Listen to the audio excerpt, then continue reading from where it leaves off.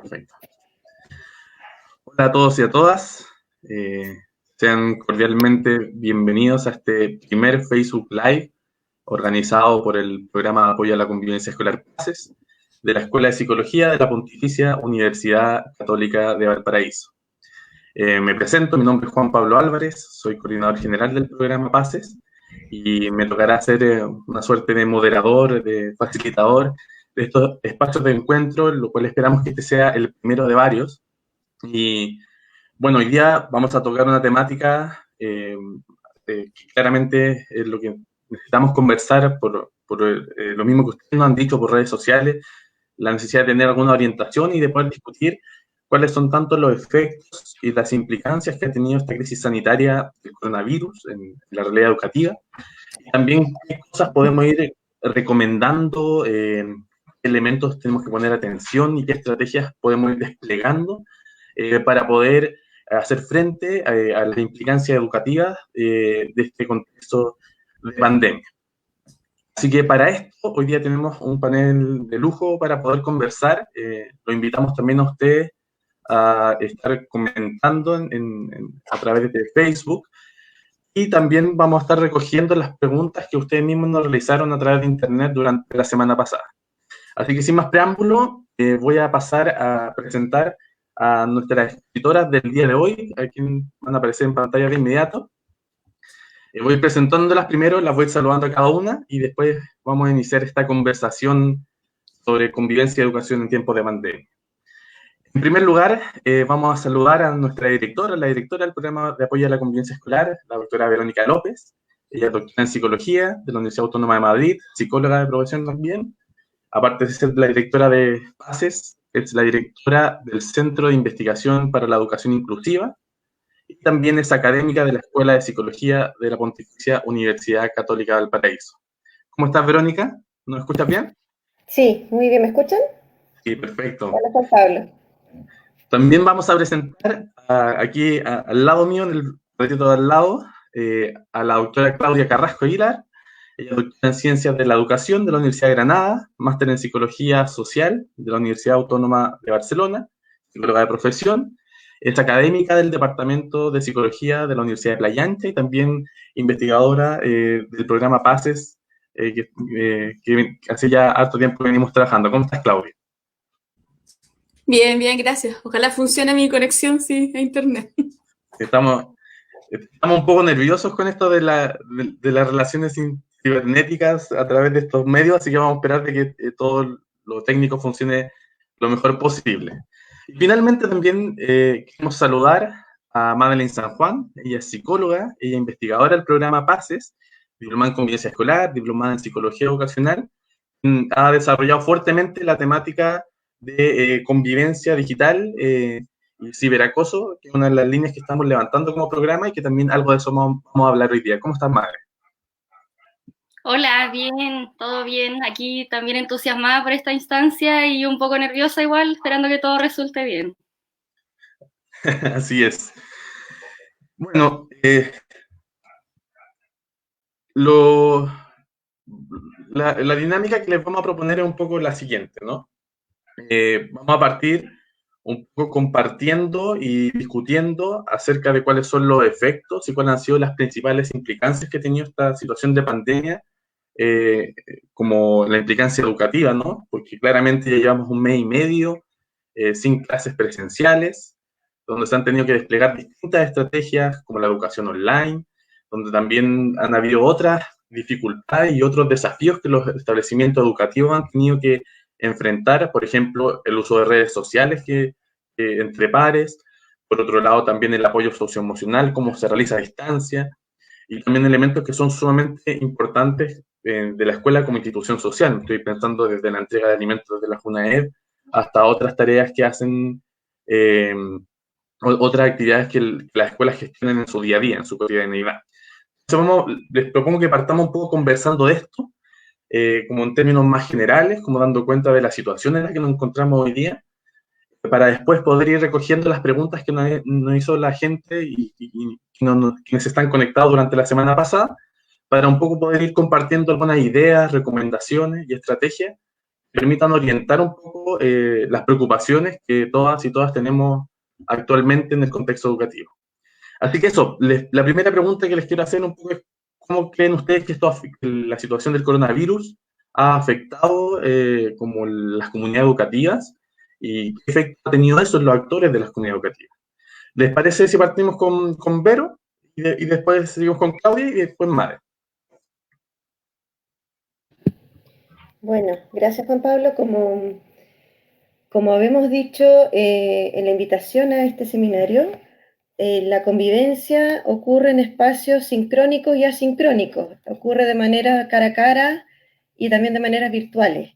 Entonces, lo que nosotros hemos estado viendo, tanto en la situación de colegas, profesores que trabajan cercanamente con los cuales colaboramos, como así también los hijos de las personas con que trabajamos, es que por una parte hay nuevos desplazamientos de las maneras de interacción social, porque finalmente convivir es vivir juntos, es decir, interactuar y generar lazos y relaciones y distintos tipos de o patrones de relaciones.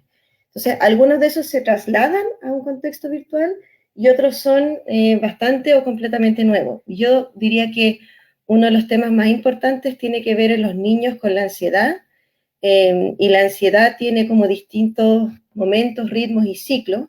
Entonces pasas de la negación, por ejemplo, de que esto no está pasando, a la hiper como exaltación de que, wow, entonces estamos de vacaciones, a la frustración y por ahí hay una teoría psicológica que que en realidad lo usa mucho en neuropsicología, que es la idea de que cuando hay muchas condiciones que generan un estrés que es distrés, ¿cierto? Que no es el estrés bueno, el estrés que nos aporta, que nos activa.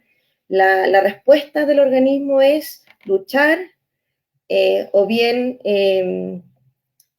congelarse. Y en ese congelar es lo que nosotros estamos viendo porque todo tiene un ciclo, ¿no? Entonces, en el ciclo de las 6 semanas que muchos se encuentran, y estamos viendo como respuestas de los niños de no querer hacer las tareas, de no querer hacer nada, de ni siquiera querer jugar y de estar muy demandante también con los papás, y eso acarrea obviamente consecuencias para el tema de escolar, sobre todo en un contexto en que nuestro gobierno decidió, a pesar de las críticas que recibía, hacer las vacaciones. Entonces ahora, esta semana, ¿cierto? A los papás y a los profesores les toca la gran tarea de cómo volver a un ejercicio de escolarización en un contexto que no es el de levantarse e ir a algún lado, sino levantarse y en muchos casos ir a la habitación contigua o a la misma habitación. Eso aparte de los niños, niñas y jóvenes, y aparte de los profesores vemos mucha como sintomatología quizás relacionada con la frustración de no poder llevar a cabo y la estrés también por la presión que sienten respecto de las demandas que están recibiendo en relación a hacer las clases online sin tener muchas veces las condiciones, no solo tecnológicas, sino también sociales. Y a esto me refiero con que el Colegio de Profesores nos contó y nos mandó los datos de que el 72% de los profesores colegiados en el Colegio de Profesores son mujeres. Y entonces nos podemos imaginar lo que eso significa en un país altamente machista como el nuestro, donde en realidad la mujer profesora tiene que hacer la triple tarea de madre, de los cuidados domésticos, los cuidados de otros y también el trabajo. En circunstancias que no puede, como otras madres que le pasa lo mismo, que dicen yo trabajo a las 10 de la noche, empiezo a trabajar, en este caso esas madres profesoras no pueden, porque el horario escolar sigue siendo el mismo. Entonces, ahí se ve situaciones muy parecidas a los cuadros como, bueno, que finalmente llevan a los profes al estrés laboral. Entonces, por eso digo que es igual, pero a la vez es bien distinto. Es interesante esto porque efectivamente hay un gran debate respecto a si la educación a distancia que se ha tenido que generar un poco como respuesta a la pandemia es llevar como toda la rutina escolar a la casa, ¿no? Y cómo eso también conversa con otras dimensiones de la familia, partiendo por la dimensión de infraestructura, por la disponibilidad de recursos, pero también por estas otras dinámicas de el cuidado de la casa, el cuidado del hogar, el teletrabajo, que también ha generado un montón de transformaciones. Ahí en ese sentido, bueno, Claudia, tú has trabajado harto el tema, o estudiado harto el tema del trabajo docente, ¿no? Entonces sería bien interesante, como desde tu perspectiva, ¿cuál crees tú que han sido los principales efectos que ha tenido esta pandemia, bueno, en la educación en general, pero también cómo esto ha afectado particularmente a los docentes dentro de su propio quehacer y identidad, ¿no? Sí, no sé si harto, yo creo que es algo que estoy aprendiendo, ¿no? El tema de desarrollo profesional docente. Mira, una de las primeras cosas que tenemos que mirar es cómo funciona el escenario de políticas educativas en Chile, en donde la mayoría de las políticas, salvo las de desarrollo profesional docente, están orientadas como público objetivo al estudiantado. Y es como que pasan por encima de profesores y profesoras, ¿no? Como que se espera que los profesores y las profesoras hagan ciertas acciones, ¿no? Sin necesariamente recibir los apoyos para ello, salvo apoyos que están muy vinculados con temas de presión. Si bien en los últimos años se ha avanzado en ello con distintos programas que han buscado como ofrecer mayores apoyos de tipo pedagógico y otros a los profesores, esto tiene una trayectoria detrás, ¿no? Entonces, nosotros nos encontramos hoy día en un contexto de crisis y venimos hace rato ya, ¿no? Esta es como una crisis sobre crisis.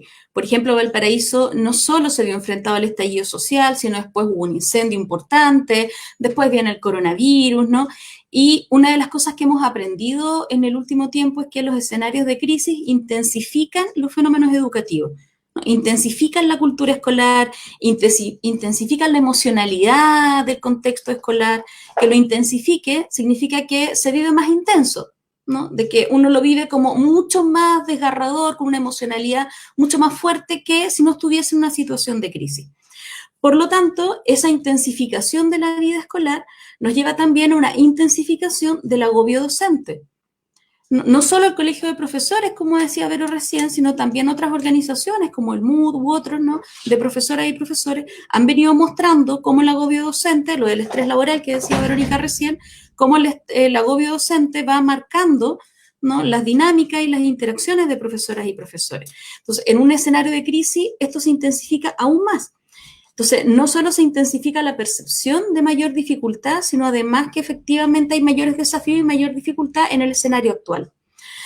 Por lo tanto, hoy día nos encontramos en un contexto en el que se está naturalizando el trabajo en casa, ¿no? Y es como una paradoja, porque esa ha sido una de las principales luchas de los movimientos de profesoras y profesores, ¿no? En contra del trabajo en casa, en que las horas lectivas y las horas no lectivas tengan una proporción que permita efectivamente diseñar la docencia. Y hoy día se nos invisibiliza, ¿no? Que son recursos propios los que están poniendo profesores y profesoras, que los tiempos están siendo difusos para el trabajo, ¿no? Con toda una historia de lucha para que aquello no ocurra.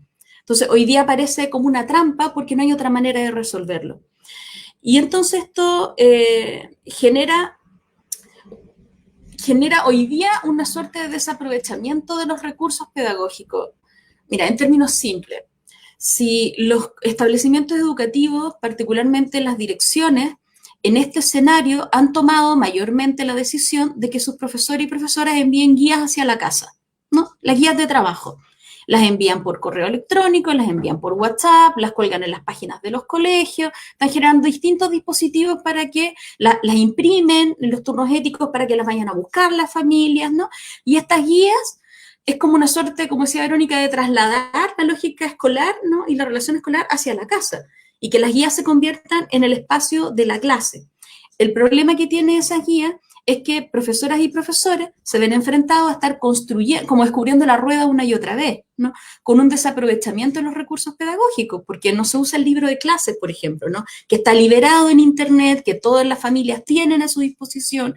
Entonces, muchos profesores y profesoras hoy día sienten que están haciendo un trabajo de rendición de cuentas, ¿no? Un trabajo que parece que es en realidad para la dirección o para el jefe UTP y no necesariamente para los colegios, para los estudiantes, ¿no? Porque no pueden mediar ese aprendizaje. Entonces, los mecanismos hoy día para mediar el aprendizaje son escasos e Internet llega a un número reducido de familias, ¿no? Y entonces queda esta sensación de estar en una suerte de simulacro, de escuela, ¿no? Donde los niveles de frustración son mucho más altos para esos profesores, la presión por el resultado, ¿no? Que se burocratiza en una guía y no necesariamente el resultado de aprendizaje del estudiante se vuelve absurda. Profesores y profesoras saben que van a tener que retomar todo esto cuando se vean presencialmente, ¿no? Y entonces pareciera ser que es una manera de justificar frente a la dirección que les sigan pagando el sueldo. Pero con eso también instalan, ¿no? Los colegios instalan una relación con la familia, que hace que a su vez los profesores tengan aún más dificultad en su propia salud mental. Y en esa relación con la familia muchas veces se traslada el rol de supervisión que vive el profesor, ¿no? Con un jefe UTP o con una dirección o con un sostenedor o con un propio Ministerio de Educación que supervisa su trabajo y presiona para el envío de guía, y los profesores terminan también presionando a las familias, aquellas que responden, para que presionen a otras familias, ¿no? Y ese es un escenario complejo, ¿no? Un escenario incluso hasta un poco perverso si uno quisiera analizar, ¿no? Porque finalmente tampoco se garantizan los aprendizajes de los estudiantes y el profesorado solo tiene cada vez más actividades que llevar a cabo. Y hay un punto, hay una idea que la han tocado ambas, que es como en estos tiempos de crisis, y no solamente en esta, sino en otras que hemos vivido también en los últimos años, y pareciera ser de que no son solo los problemas nuevos los que aparecen, sino que es como el recrudecimiento de complejidades, de problemáticas que ya están en la escuela, como por ejemplo la presión por el rendimiento, ¿no? Y ahí creo que es bien interesante como tú planteas de que esta lógica de presión, la presión por resultados y aprendizaje, como por el avance curricular, por ejemplo, la cobertura, ¿no? Que antes pasaba igual con el CINCE, ¿no? Y que también había una presión también hacia la familia, hoy día se traslada a este contexto de virtualidad, ¿no? Y que una lógica un poco de las políticas públicas a la realidad cotidiana de cada establecimiento y cada familia. Yo creo que sí un elemento como nuevo, y que muy a la vista, pero que creo que habla harto, es que si algo que nosotros por lo menos habíamos encontrado dentro de los establecimientos es de que una forma de responder era buscar la colectividad, el encuentro, la articulación con otras personas. Por ejemplo, los docentes, hacer un trabajo colaborativo entre docentes era una forma también de poder responder a esas presiones. En cambio, hoy día, el tema del distanciamiento físico, ¿no? Nos hemos visto imposibilitados de hacer esto y ha transformado la manera en que nos relacionamos. Y no solamente entre los docentes, sino también entre los estudiantes. Entonces ahí un poco, Madeline, te quería preguntar, ¿cómo crees tú que esto de la virtualidad ha transformado las relaciones que vamos generando, tanto en toda la comunidad educativa y también particularmente entre los estudiantes? Porque ya, si bien ya habíamos venido hablando del ciberacoso, de otros fenómenos dentro de la escuela en torno a la virtualidad, hoy día es la forma en la que se están relacionando en las redes sociales. Sí, precisamente. Bueno, antes de comenzar mi parte, un poco agradecer a quienes nos están viendo ahora, sobre todo a los que son amigos y amigas de PASE, y qué bueno que las tecnologías nos permitan seguir conectados y seguir aprendiendo juntos a través de estas tecnologías digitales, que es precisamente de lo que les quiero hablar ahora. Y un poco como les decía Juan Pablo, esta primera parte, la idea es dar un contexto, las bases para que después nos permitan discutir mediante las preguntas ciertas estrategias o qué hacer frente a este contexto que yo les voy a presentar. Y un poco comentarles primero que según información entregada por UNESCO frente a la situación de la pandemia, lo que nos han dicho, y un poco complementando lo que Verónica y Claudia nos dice, es que debido a esta situación, 188 países han debido cerrar las escuelas que son las escuelas donde asisten sus niños. Por lo tanto, aproximadamente el 90% de los niños, niñas y adolescentes a nivel mundial no están asistiendo actualmente a sus escuelas. Esto ha llevado que, tal como se ha dado en Chile, los gobiernos, los ministerios busquen estrategias para promover el aprendizaje a distancia, y así también tomen estrategias para desarrollar el aprendizaje online. Y en esta misma línea se ha visto que el uso de Internet y el tráfico de datos también ha ido en aumento en este último mes, y el aumento ha sido bastante significativo, el aumento ha sido de un 50% en este último mes, entonces claramente podemos ver que estamos mucho más sometidos o estamos mucho más involucrados a los medios virtuales, estamos mucho más utilizando las redes sociales debido a esta situación que nos mantiene aislados en nuestros hogares. Y un poco para poner el contexto en Chile, comentarles también de que según la última encuesta realizada por la Subsecretaría de Telecomunicaciones en el 2017, lo que se informa es que en Chile hay un 12,6% de hogares que actualmente no tienen acceso a Internet. Y de ese porcentaje, un 30% de ellos no tienen acceso a Internet por el elevado costo que este servicio tiene en nuestro país. Entonces, también eso es un elemento que tenemos que considerar al momento que llevemos la discusión sobre cómo se ha dado esto del aprendizaje a distancia y de los fenómenos virtuales en este contexto de pandemia. Comentarles también de que, según información del Consejo Nacional de Televisión, los niños pequeños, menores de 7 años, acceden a las redes sociales y a los medios digitales, principalmente a través del uso de tablet, y los niños de 8 años hacia arriba lo hacen a través de el celular que tienen acceso a Internet. Entonces, también esta diferencia de con qué recursos tecnológicos es que cuentan los niños para acceder a Internet, que es un punto que hay que considerar. Y a modo de contexto también otra información es comentarles que según la encuesta realizada por CADEM el año pasado, en marzo, o sea, información bastante reciente, la generación Z, que son los llamados nativos digitales, que serían los niños y hasta los 20 años aproximadamente, las redes sociales que más utilizan son WhatsApp e Instagram, casi en igual medida ambas. En cambio, la generación de los millennials, que sería un poco de los 20 a los 35 años, las redes sociales que más usan son principalmente WhatsApp y luego en igual medida Instagram y Facebook, red social que no es muy utilizada por la generación Z. Si vamos viendo las otras generaciones, la generación X, que es la de 36 a 51 años, la que más utiliza es WhatsApp y luego Facebook, y los baby boomers, que son de los 50 a los 70 años, utilizarían más también WhatsApp y Facebook. ¿Por qué les entrego esta información? Porque muchas veces los adultos o los padres en este caso hacen uso de aplicaciones y los niños hacen uso de otro tipo de aplicaciones que los papás no están acostumbrados a manejar o que no saben mucho cuál es el contenido que se difunde a través de estas redes sociales. En este sentido podemos ver de que los adultos usan más Facebook actualmente y los niños estarían utilizando más WhatsApp e Instagram según esta encuesta, siendo que esta encuesta tampoco considera las nuevas aplicaciones que existen, por ejemplo TikTok, que hoy en día sabemos que los niños la utilizan mucho más. Entonces, eso a modo de contexto un poco, y también este aumento del uso de las redes sociales y de las tecnologías digitales ha llevado también, según lo que nos menciona la UNESCO, a que potencialmente los riesgos que existen en la modalidad online, en los medios virtuales, también se vayan potencialmente aumentando. Estos riesgos son fenómenos que se han ido investigando desde hace bastantes años ya, pero en este contexto de pandemia también toman ciertas particularidades. Algunos de estos riesgos a los que los niños se pueden ver enfrentados son comportamientos riesgosos online que los llevan a exponer, por ejemplo, información personal o fotografías privadas y que potencialmente los puedan llevar a situaciones de acoso, de hostigamiento o de sexting también.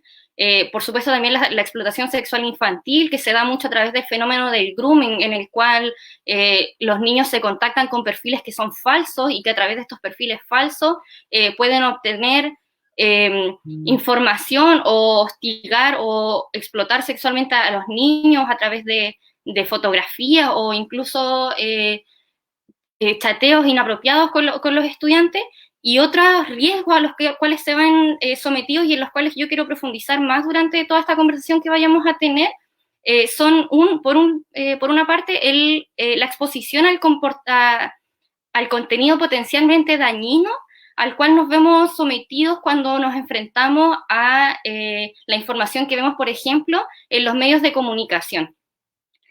¿Cuál sería este contenido potencialmente dañino? Bueno, el contenido o la información que potencialmente nos pueda llevar a aumentar la prevalencia y la severidad de algunos efectos psicológicos que nos pueden llevar a caer en situaciones de estrés postraumático, de depresión o de ansiedad.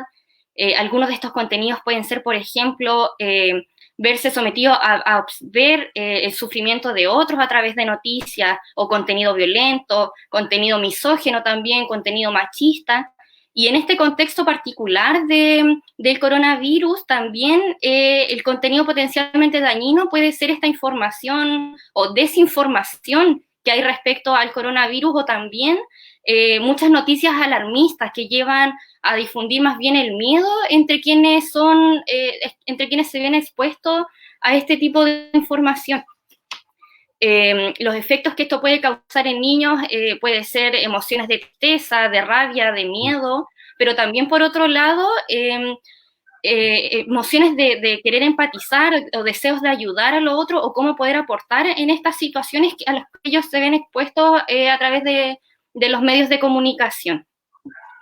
Luego en las preguntas vamos a ir profundizando un poco sobre cómo podemos contener a los niños cuando se ven enfrentados a estas situaciones, a estos contenidos potencialmente dañinos para ellos. Y un poco para ir redondeando esta parte, el último riesgo al cual me quería referir es el fenómeno del ciberacoso, que si bien este es un fenómeno que ya se viene estudiando hace tiempo, también en este tiempo de pandemia toma características particulares, sobre todo considerando esto que les decía al comienzo, de que el aumento de las tecnologías, que se ha visto un aumento en el uso de las tecnologías también. ¿Qué es el ciberacoso? Bueno, conductas o comportamientos sostenidos en el tiempo que causan daño de manera intencional a otra persona y que se dan en estos entornos digitales. El ciberacoso es un tema de preocupación porque este toma connotaciones distintas al acoso que se da en cara a cara, en una instancia física o presencial. ¿Cuáles son estas distinciones? Bueno, les voy a nombrar 4 principalmente. Una es que el ciberacoso no se limita al espacio físico, es decir, que no se termina cuando el niño sale del colegio, sino que también se puede dar cuando el niño está en la casa, o incluso si el niño se cambia de región, puede persistir el acoso a través de los medios digitales.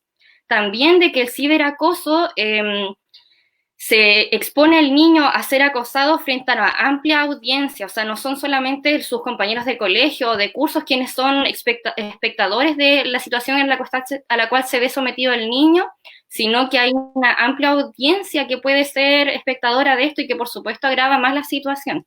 Y también de que el ciberacoso, el acosador o el victimario puede tener un carácter anónimo, lo cual puede llevar a que se aumente esta situación de acosar a los demás tras ocultarse bajo un perfil anónimo.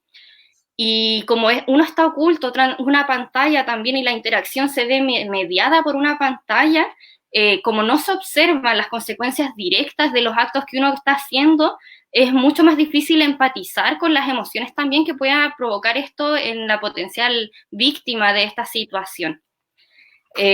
Bueno, es un poco a modo de contexto y qué particularidad toma el ciberacoso en el tiempo de coronavirus. Bueno, como les decía, en la medida en que aumenta el uso de las tecnologías, también pueden aumentar estos fenómenos, pero también las sugerencias de la literatura nos invitan a poner harto ojo a los que son las poblaciones de riesgo en esta situación, quienes son principalmente las niñas, por la cultura machista que predomina en nuestra sociedad, por supuesto. Entonces fenómenos como el sexting se pueden dar mucho más en situaciones que afecten directamente a las niñas. También los niños y niñas con necesidades educativas especiales, que el fenómeno ha visto que afecta mucho más a esta población, y actualmente en el tiempo de coronavirus también, cómo el ciberacoso o el ciberbullying afecta mucho más a niños, niñas y adolescentes que tienen más riesgo de tener o de esparcir el coronavirus.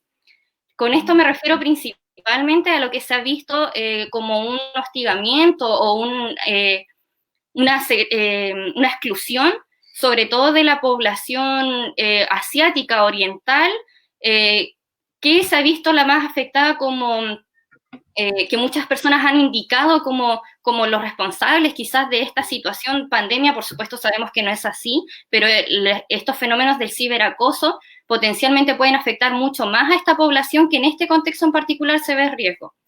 Y un poco para terminar esto, como para no aumentar esta sensación alarmista de tantos riesgos que hay en las redes virtuales, lo vamos a revisar ahora en las preguntas también, pero todos estos riesgos y todas las medidas que uno tome para hacer frente a estos riesgos que yo les menciono, tienen que estar equilibradas también con las medidas que garantizan el derecho de niñas y adolescentes también a la libertad de expresión, a tener acceso a la información y a tener acceso a la privacidad. Entonces, en ningún caso la invitación a revisar estos riesgos es prohibir las redes sociales o el uso de tecnología de los niños, sino que ahora vamos a ir viendo también qué estrategias podemos tomar para hacer frente a estos riesgos sin pasar a llevar o sin prohibir el derecho de los niños, niñas y adolescentes a la expresión, a la libertad de expresión, a la información y a la privacidad también. Perfecto. Creo que aquí ya hemos podido como setear un elemento bastante claro, ¿no? De las continuidades y las descontinuidades respecto de la pandemia, de los elementos que se recrudecen con este contexto y de aquellos elementos nuevos que aparecen, como este énfasis en cómo se mediatiza la relación a través de lo virtual con sus riesgos y también con sus oportunidades, ¿no? Ahí, Vero, yo te quería un poco poder preguntar, para que ya empecemos a tomar las preguntas del público. Bueno, tú con la doctora Lorena Ramírez hace unas semanas, justamente cuando comenzó el tema del confinamiento, publicaron una columna en la cual era bien interesante porque un poco se hablaba de qué se perdía con perder la experiencia presencial y física de la escuela. Y que tiene que ver con esta pregunta de cómo entendemos la escuela, como solamente el espacio donde entregamos como el contenido, llámese guías, ¿no? En esa lógica, o pensamos la escuela como una experiencia educativa más integral. Entonces me gustaría si pudieras como un poco profundizar en esa idea, ¿no? De qué es lo que se pierde cuando perdemos lo presencial y también qué es, y yo creo que eso nos puede dar luces de cómo poder también configurar unas nuevas formas de relacionarnos en este contexto o cómo generar estrategias para abordar las dificultades de este escenario, pero recogiendo aquellos recursos, aquello positivo y aquello valioso de la experiencia educativa en la escuela.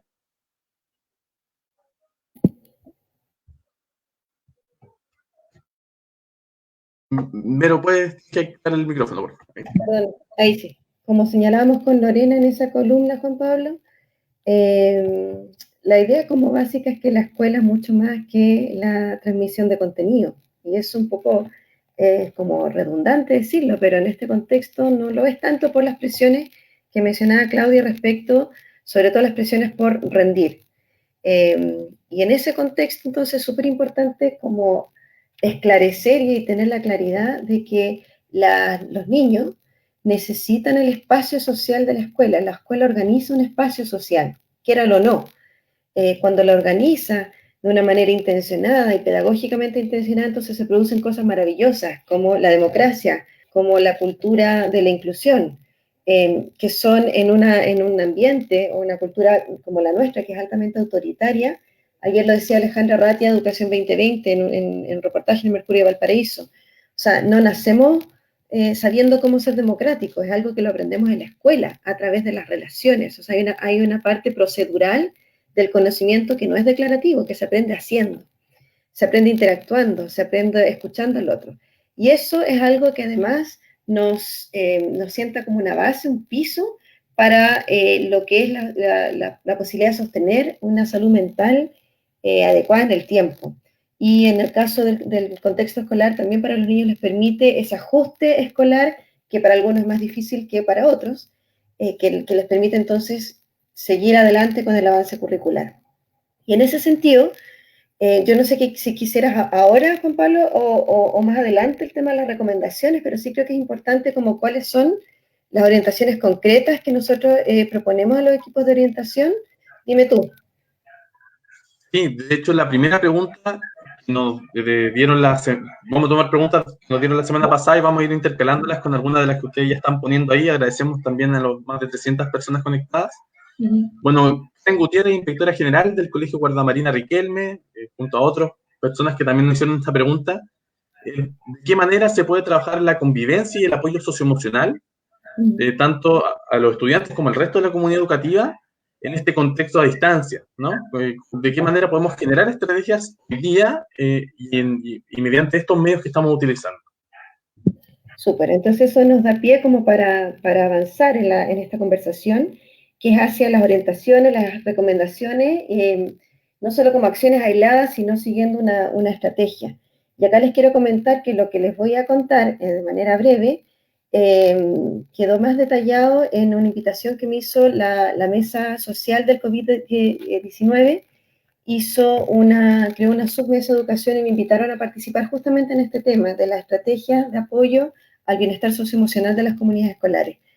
Entonces ahí lo que es la propuesta desde nosotros, que en realidad es la propuesta desde lo que se sabe en la literatura basada en evidencia, es que voy a poner primero el contexto y después como la propuesta, porque el contexto, como ustedes saben, es que los encargados de convivencia escolar y las duplas psicosociales están altamente atosigadas de atenciones individuales, de demandas de atención individual, en muchos casos de carácter clínico o incluso judicial, para atender la diversidad y los problemas de comportamiento en el aula. Entonces, como para partir, ese es nuestro marco, nuestro contexto. Nosotros desde la investigación hemos hecho harto como contribución demostrando que eso es así.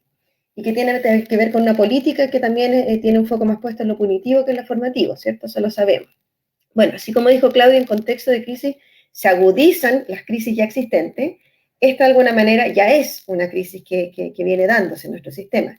Entonces, ante la crisis intensificada, la respuesta también debe ser siguiendo los lineamientos de lo que ya se sabe y que algunos establecimientos ya han empezado a hacer y les ha ido bien con eso, que es la estrategia que nosotros llamamos de escuela total, que viene de la idea de estrategias multinivel, multitier. Imagínense ustedes un triángulo o una pirámide donde lo que está a la base es lo que a todos los niños les sirve, les hace bien, que a todos los profesores también les hace bien, que es tener buenos profesores con un buen currículum. Y aquí, en términos del contexto de COVID, tiene que ver justamente, y vuelvo a tu pregunta inicial, de qué es lo que los niños necesitan. Además de descargar las guías, necesitan una interacción social con los otros estudiantes, con sus compañeros. Necesitan que además, ojalá el profesor pueda generar esos espacios cotidianos, sistemáticos, no digo todos los días, pero sí quizás 1 o 2 veces a la semana, de una suerte como de hora de consejo curso. Nos vamos a encontrar, vamos a utilizar las plataformas para encontrarnos. Claramente, en un contexto, ahí estamos mostrando, JP, la propuesta, esto tiene que ver muy directamente con las estrategias que se promueven desde la Organización Mundial de la Salud en términos de salud pública, y eso aplicado al contexto escolar, ¿ya? Entonces, también son las estrategias que se recomiendan para disminuir el bullying y también disminuir el ciberbullying. Entonces, lo que tenemos a la base son lo que todos los niños debieran recibir, que es la posibilidad de interactuar entre ellos, pero también la posibilidad de que los profesores sepan cómo están. Yo he escuchado algunas estrategias que han hecho algunos colegios en WhatsApp de hola, ¿cómo estás? O sea, simplemente para saber cómo están cada uno y eso también conectarlo con los apoderados. Esas son estrategias de nivel 1, son estrategias como buenas, que nos hace bien a todos y que nos mantienen la conexión, la cohesión que necesitamos para sostener este momento y para luego volver a conectarnos después. Entonces, lo que hay que pensar aquí, si tú me permites, Juan Pablo, es como, y eso también se lo hemos dicho al ministerio y a través de la mesa social también nos dieron la oportunidad de decirlo, que es que en realidad en todos los niveles, tanto de la situación de presión que reciben los profesores, del gobierno y de sus sostenedores, como la presión que ejercen los profesores con sus estudiantes, uno debiera pensar que este es el momento para bajar las presiones y aumentar los apoyos.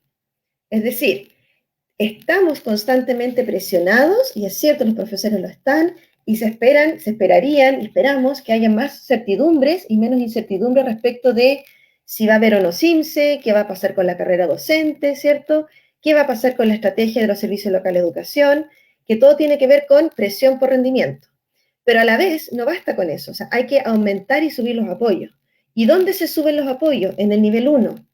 En el nivel 1 que lo realiza fundamentalmente el profesor jefe. Entonces, si acá algo tenemos que decirle a los encargados de convivencia, a los equipos psicosociales y a los equipos de convivencia, es que es muy importante poder centrarse y gestionar de manera planificada y colectivamente cuáles van a ser esas acciones de nivel 1, que en cada escuela, en cada colegio, en liceo, son distintas, o sea, tienen como su especificidad distinta. Quizás algunos en realidad era los rituales, que son muy importantes, no perderlos. Quizás la escuela tenía un día súper importante, tratar de generar una instancia colectiva para ese día, estoy pensando durante, ¿no? Pero luego también planificar el después.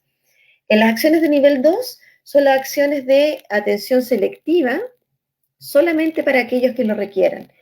Y acá es súper importante esto, porque si no, lo que les va a pasar es que al momento de regresar a clases, todos les van a pedir, ¿cierto?, que atiendan a todos estudiantes, y si ya eran muchos, van a ser muchos más. Entonces, ¿cómo no desbordar el sistema? Porque sabemos también que el sistema público, la red de atención primaria también va a estar colapsada. Entonces, ¿de qué manera puede hacerlo? Identificando previamente, y como parte de las estrategias de nivel 1, identificar a aquellos niños que pudieran estar en riesgo. ¿Cuáles son esos niños hoy día en riesgo? No solamente, como decía la Madeleine, los niños que por su situación de autismo o de racismo o de clasismo al interior de las escuelas ya están sujetos a ser discriminados y marginados socialmente, y eso se expresa en las distintas formas de bullying, sino también aquellos con baja conectividad, por ejemplo, aquellos cuyos padres perdieron trabajo, vieron disminuidos sus recursos familiares, aquellos que han estado en situación de tener un familiar o un amigo que está contagiado. O sea, los niveles de miedo, recuerden que Chile ha vivido contextos de crisis en las últimas décadas harto, ¿cierto? Desde el 2010 en adelante muchísimo, a través de incendios, aluviones, etcétera, terremotos. O sea, de alguna manera la normalidad de la crisis como fenómeno natural está instalada. Y la respuesta es también la misma, es decir, aumentar los apoyos nivel 1 que nos permitan identificar realmente cuáles son esos estudiantes que van a necesitar un mayor apoyo, darles ese mayor apoyo a través de estrategias grupales, porque no tenemos los recursos para poder atender uno a todos los niños, no están ni los recursos ni están los tiempos, para luego poder llegar a ese nivel de atención individual o de manera más intensiva solo para aquellos niños que, habiendo pasado por las estrategias de nivel 1 y de nivel 2, necesitan aún más apoyo, por ejemplo, pedagógico. Acá recordemos que los que están los que ya estaban en peligro de desertar lo van a estar aún más. Los que ya estaban en riesgo de bullying probablemente lo van a seguir estando, o se van a aumentar también las razones por las cuales se hacen bullying. Pero también recordemos que esta es una instancia que nos puede generar, la crisis también puede generar oportunidades. Entonces, ¿de qué manera generamos las instancias, las estrategias de nivel de aula? Y ahí vuelvo a la columna. O sea, ¿qué pueden hacer ustedes como encargados de convivencia en trabajo con sus profesores para, uno, informar respecto de los temas, por ejemplo, de ansiedad, de estrés, de frustración? O sea, sí necesitamos psicoeducación importante en este tiempo, con ejemplos concretos. O sea, ustedes tienen una tarea muy importante como de la bajada informativa de temas de, obviamente, el COVID, de situación de manejo emocional, de bienestar docente, a modo de capacitaciones, pero online o por WhatsApp. O sea, hay muchas maneras de poder hacerlo.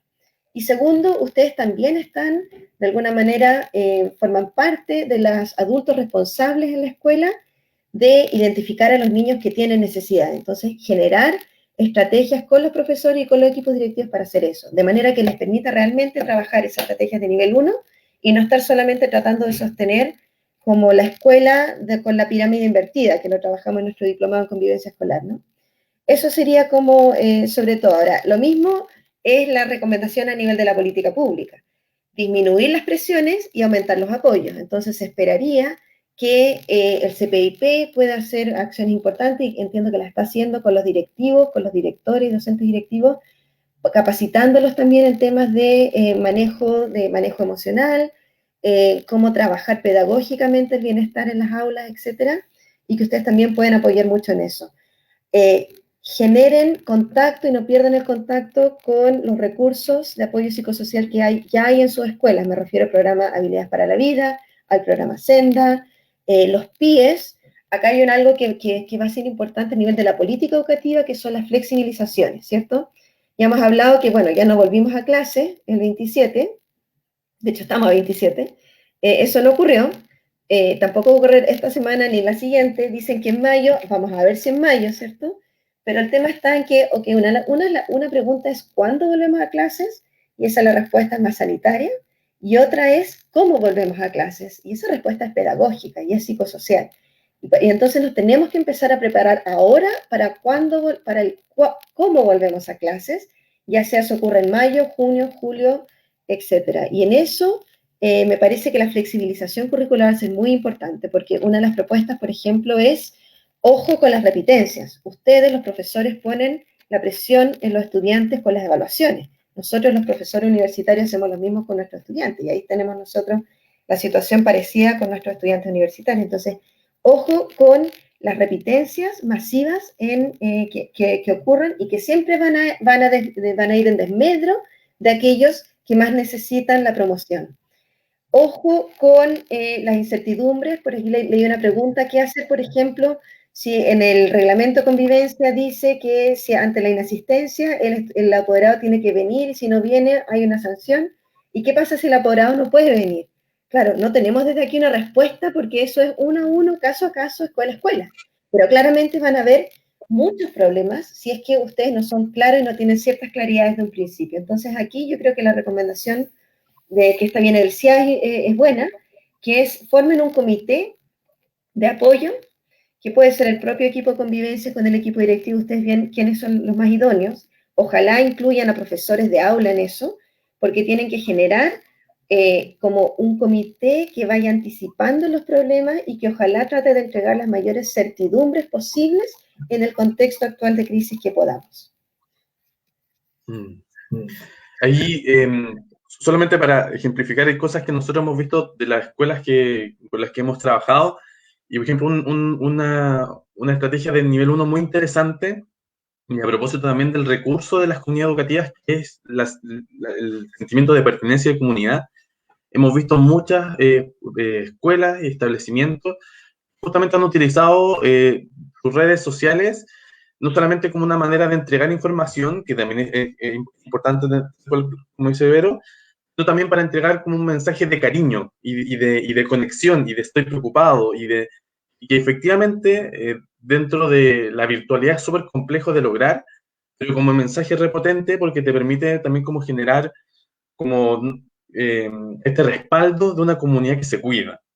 Entonces es una estrategia a nivel 1 súper interesante, y también hemos visto otras estrategias, por ejemplo, en nivel 2 ya, como dijimos, la experiencia educativa recrudece problemas que ya venían de antes también. Entonces, también los establecimientos suelen tener ciertos catastros y cierto análisis de quién necesitan más apoyos. Y también se han hecho estrategias a distancia, muy interesante ahí, con seguimiento un poco más directo a esos grupos que estaban identificados, además de estas acciones más a nivel promocional. Yo creo que es bien interesante lo que nos plantea Vero, porque estamos enfocados como en dos momentos. De hecho, las preguntas que nos hicieron y que nos están haciendo ahora, la mitad de ellas hablan de cómo lo hacemos ahora a distancia, y también la pregunta que viene es cómo lo hacemos a la vuelta, ¿no? Yo y Claudia te quería preguntar un poco, hemos podido hablar un poco cuál es la tarea de los equipos de convivencia, de quienes gestionan la convivencia, y el rol, claramente, como dice Verónica, de los docentes es súper clave. Entonces, antes de que nos metamos a la pregunta por el retorno, quizás preguntar cómo en el contexto actual a distancia, cómo podemos entregar ciertas orientaciones y recomendaciones como para el trabajo docente, para que genere ciertas como condiciones de bienestar, y también articular un poco las complejidades que hemos hablado hasta el momento. Sí, mira, yo he estado observando de cerca a algunos profesores y profesoras, viendo como qué es lo que han estado haciendo, sobre todo quienes reportan, digamos, estar menos afectados en términos de salud mental, por lo menos lo reportan así.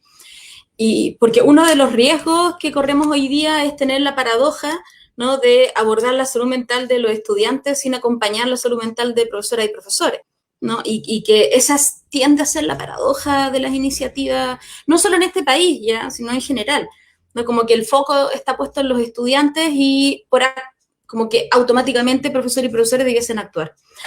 Y, ¿sabes qué? Yo me he encontrado con muy buenas experiencias con las educadoras de párvulo, y lo digo en femenino porque la gran mayoría son mujeres.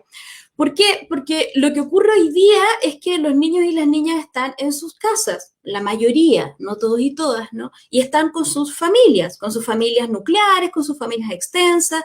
Entonces, yo lo que me he fijado es que muchas educadoras de párvulo han hecho un esfuerzo por acompañar a las familias. Por ejemplo, hay jardines infantiles en que la educadora trata de conectarse una vez cada 2, 3 días, o una vez a la semana incluso, ¿no? Con los niños en simultáneo. Eso en general funciona muy poco, los niños no aguantan mucho tiempo quietos, además con la pantalla, pero luego ellas comienzan un trabajo de monitoreo, seguimiento y acompañamiento a las mamás, a las abuelas. Lo digo en femenino porque lo que me ha tocado ver también es que ha sido en femenino, ¿no? Entonces, como en esta lógica de valoración del espacio privado como un nuevo espacio de aprendizaje. Y por lo tanto, la mamá, la abuela, el papá, el tío, quien esté al cuidado de ese niño o niña, es quien está en el rol formador 24/7, ¿no? Así como todo el tiempo. Y por lo tanto, la lógica de la escuela bien podría traspasarse a un apoyo a esos adultos que están trabajando con niños y niñas. Hay profesores y profesoras que han estado, a propósito de profesores jefes que decía Verónica, llamando por teléfono a algunas familias, ¿no? De quienes tienen menos contacto, con quienes no logran comunicarse, para preguntarles cómo están, pero cómo están ellos y ellas como adultos, ¿no? En qué condiciones están para apoyar a esos niños y esas niñas. En una lógica que efectivamente va más allá de la cobertura curricular.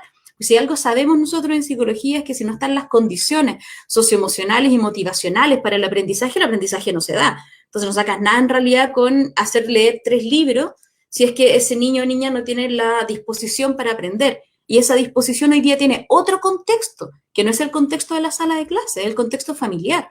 Entonces a ese niño o niña se le van a sumar otras condiciones. Pues bien, tenemos que aprender, o no sé, yo a estas alturas creo que ya deberíamos aprender que las consecuencias psicosociales de las crisis duran por lo menos un año. Entonces, y durante el inicio de la crisis, a un año completo después de iniciada la crisis, se van a rigidizar las relaciones, van a aumentar los estereotipos, la gente va a estar a la defensiva y va a disminuir la credibilidad en las instituciones públicas. Y entonces eso va a generar también ciertas relaciones entre profesoras y profesores, entre el profesorado y los equipos directivos y fundamentalmente entre profesoras, profesores y las familias. Lo que dice todos los informes internacionales que se han publicado hasta ahora con orientaciones para trabajar el tema es que debiese aumentar la consideración de la opinión de los profesores y las profesoras, es decir, que evitar que los equipos directivos tomen decisiones como un plan de contingencia para trabajar sin que esas decisiones hayan sido negociadas y discutidas con profesores y profesoras. También se necesita mayor participación real de las familias. Distintos profesores y profesoras han tratado de diversificar los medios de comunicación, ¿no? Con las familias, y en eso mandan correos electrónicos, publican cosas en la página o en el Facebook del colegio, y estos WhatsApp de cursos que tienen muchos colegios, ¿no? La profesora o el profesor se comunica con el presidente o la presidenta del centro de padres o de ese curso, ¿no? Que le envía información. La verdad que eso solo lo hace más confuso aún. El profesor o profesora termina respondiendo 20 correos o 20 WhatsApp de distintas familias, ¿no? Y por lo tanto intensifica aún más su trabajo. Distinto es si ese profesor o profesora crea un WhatsApp con el curso en donde solo el profesor es el administrador, bloquea los horarios, ¿no? De modo tal que ese profesor o profesora pueda generar un horario de trabajo, una rutina, ¿no? Con acciones que sean viables, con acciones que sean pequeñas, que puedan ser monitoreadas, ¿no? De modo tal que no sienta que esto es como un buque gigante que cae encima de ellos o de ellas. La virtualidad hace que se nos haga un desafío mayor poder controlar aquello que ocurre. Y esa falta de control inevitablemente va a impactar en cómo podemos enfrentar nuestro trabajo. Y en el trabajo docente, que ya es un trabajo que invade los espacios privados del mundo de los profesores y profesoras, en este contexto de virtualidad pareciera ser que hay como una suerte de membrana que está traspasando todos los espacios privados de profesores y profesoras. Pero esto implica, de parte del profesorado también, la valoración de la vida privada de los estudiantes como un espacio de aprendizaje, ¿no? Yo la otra vez hablaba con un profesor de tecnología que me decía que estaba usando las recetas, ¿no? Las recetas de cocina de la familia en donde estaban los niños y niñas, ¿Por qué? Porque los niños están en la casa y si están más tiempo en casa, lo que corresponde es que hagan más tareas de casa, ¿no? Que apoyen a sus cuidadores, que se hagan más responsables de las cosas que están haciendo y que no podían hacer antes porque iban al colegio, y tal vez antes no hacían su cama y ahora bien pueden hacerla. Pues hay niños que están empezando a apoyar en la cocina y entonces están aprendiendo recetas nuevas y esas recetas que son un conocimiento familiar, local, situado, tienen información que puede tributarle a ciertos contenidos curriculares, pero es al revés, ¿no? Es como la vida privada al servicio de lo educativo, ¿no? De modo tal que no sea una otra tarea extra. Y a nivel de política pública para cuidar al profesorado, los apoyos de los que habla Verónica son fundamentales, pero también debiesen ser apoyos pedagógicos. O sea, lo que muestra la evidencia internacional es que educación, la televisión que educa, no es solo un conjunto que está bien, no digo que esté mal, que hayan algunos programas televisivos que tengan contenido educativos, ¿no? Pero la propia PET sacó un comunicado hace poco, una columna, ¿no? Y planteaba esto de cómo uno lo ve en Perú o cómo lo ve en otros países en Europa, en donde hay un horario y hay clases, ¿no? Entonces, en ese horario hay clases de lenguaje, al día siguiente hay clases de matemática, al otro día hay clases de historia. Parecía la iniciativa, ¿no?, de Educa en Línea que tiene hoy día el Ministerio de Educación, pero por la televisión, que es un medio que llega mucho más que Internet, ¿no? Entonces, yo creo que uno de los principales desafíos que tiene hoy día el profesorado es la dificultad de poder organizarse. Los profesores y las profesoras siempre resuelven el malestar docente en el colectivo, ¿no? Pero en este escenario es muy poco colectivo. Entonces, ¿dónde encuentro yo como profesora el colectivo hoy día para poder acoger esta sobrecarga de trabajo? ¿A quién le pido ayuda con la guía del año pasado?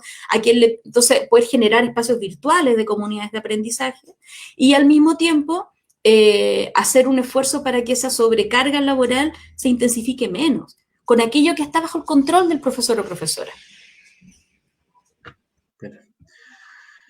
Un poco agradecer todos los comentarios, lo estamos leyendo todos, estamos tratando de incorporarlo tanto en la conversación y vamos a ir planteando algunos. Hemos hablado un poco desde los equipos psicosociales, los apoyos psicosociales, hemos hablado del trabajo docente y quiero volver un poco a la temática de las redes sociales. Cristian Gamblin por correo y también Alejandra Álvarez a través de la misma plataforma nos preguntan sobre orientaciones concretas para padres y estudiantes respecto al uso de Internet, ¿no? Un poco pensando en esta idea de tú, Madre, lo pudiste plantear hace un rato, aplicaciones como TikTok u otras, Snapchat u otras aplicaciones, mediante las cuales también, y nos lo han reportado de esta manera, se realizan estas bromas pesadas que igual tienen una afectación súper importante en este contexto donde ya estamos como en un escenario de estrés, ¿no? ¿Nos puedes compartir un poco algunas ideas y recomendaciones para trabajar esta temática en particular desde los establecimientos y con la familia y los estudiantes? Sí, precisamente este tema, como mencionaba Verónica, hay que ver cómo podemos avanzar para abordarlo desde el nivel 1 que nos mencionaba Verónica en la pirámide, ¿cierto? Cómo podemos trabajarlo en la medida en que involucremos a la mayor parte de la comunidad educativa y no solamente caiga en la atención de caso a caso con los casos específicos que son víctimas o a victimarios en el ciberacoso. Y en este sentido, la propuesta que nosotros desde PAS hemos venido trabajando desde un tiempo a esta parte es de cómo promover un comportamiento ético en las redes sociales y en las plataformas virtuales. No tan solo la medida de cómo reaccionar ante el ciberacoso, sino que cómo nos anteponemos a esa situación y cómo empezamos a promover valores que deben ser también utilizados en el momento en que uno accede a la tecnología digital. Esto es importante porque como nosotros hemos trabajado también en distintas instancias de formación de pases y como les decía Verónica también, aprender a convivir no es algo que se da de manera espontánea ni de manera azarosa tampoco, sino que es algo que debe ser planificado tanto en la interacción presencial física como en las interacciones que también se dan en los medios virtuales y digitales. Entonces, ¿cómo podemos enseñarles a los niños, niñas y adolescentes a tener un comportamiento ético en estos medios virtuales y a la vez nosotros como adultos también irlos aprendiendo? Porque obviamente es una temática que recientemente se ha instalado en nuestra sociedad. Y ahí un poco les quería comentar ciertos tips para promover este comportamiento ético. En primer lugar, esta sugerencia es para todos los adultos que son cuidadores de niños y también para las comunidades educativas, para los adultos que las escuelas están a cargo de los niños. Y como les decía, en primer lugar, no temer hablar sobre estos medios virtuales, o sea, pongámoslos en la conversación, conozcamos cuáles son las aplicaciones que más utilizan nuestros niños, qué es lo que les gusta de ellas, por qué las utilizan, cuál es el contenido que más difunden. No tengamos miedo de adentrarnos un poco más en este mundo digital de los niños, niñas y adolescentes. Involucrémonos en la vida online de nuestros niños y niñas también. ¿Qué es lo que ocurre en este medio virtual? ¿Qué es lo que hacen los niños y niñas en estos medios virtuales, sobre todo ahora que pasan tantas horas haciendo uso de las tecnologías?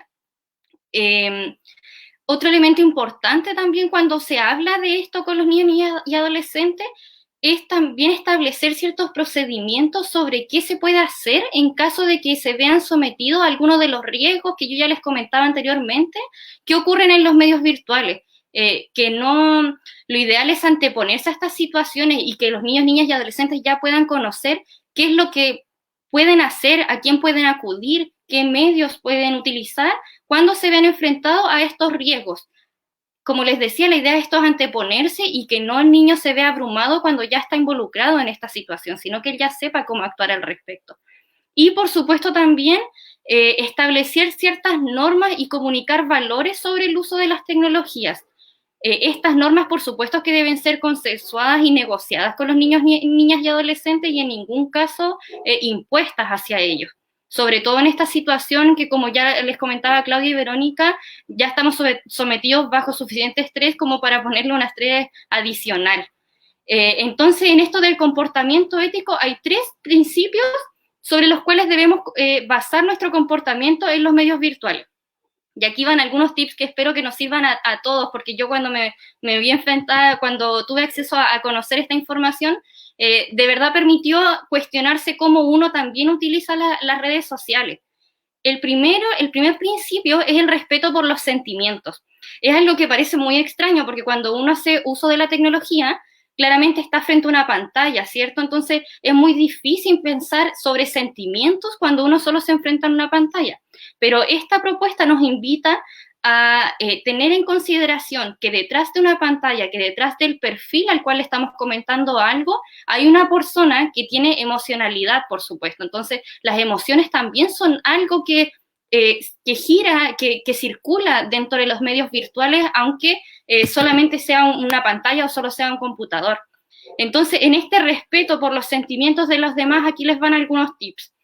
Primero, enfriar un poco la cabeza antes de responder.